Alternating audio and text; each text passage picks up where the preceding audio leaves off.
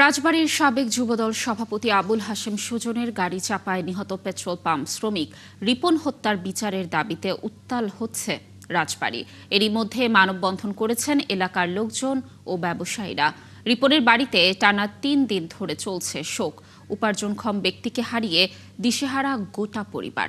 এদিকে যুবদল নেতারা বলছেন সুজন তাদের কেউ নয়, তার অপরাধের দায় দল নেবে না। মেহেদী হাসানের তথ্য ও ছবিতে প্রতিবেদন। রাজবাড়ীর শাহপাড়া এলাকার বাসিন্দা ৪ ভাই বোনের মধ্যে সবচেয়ে বড় ছিলেন রিপন সাহা। কাজ করতেন একই এলাকার করিম ফিলিং স্টেশনে শ্রমিক হিসেবে।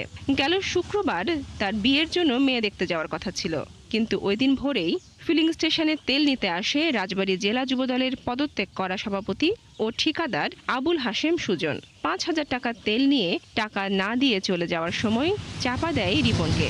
এতে ঘটনাস্থলেই তিনি মারা যান। আমরা শুক্রবার দিন তাদের ডেট দিয়ে দিছি। আমার বাবা গাড়ি ভাড়া করছে, আমরা যাব বিকালে। আমার বাবা ফোন দিছে, ও মা গাড়ি ঠিক হয়ে গেছে, মা রেডি হয়ে রে দিদিকে নিয়ে। এই তেলে ৫,০০০ টাকার জন্য মনে করেন তারে মেরে ফেললো। আমার ভাই সংসারে উপার্জন করছে, আমার ভাই আসলো সংসারের মাথা।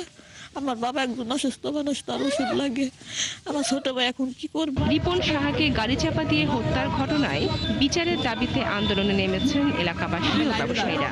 মানববন্ধন শেষে চেয়েছেন উপযুক্ত বিচার। আপনারা গ্রেপ্তার করেছেন, গাড়ি আটক করেছেন, ঠিক আছে, এটা দ্রুত ট্রাইব্যুনালে দিয়ে এটা দ্রুতই আপনারা বিচারের আওতায় আনুন। জনসম্মুখে তার ফাঁসি হোক, আমরা ফাঁসি দেখতে চাই।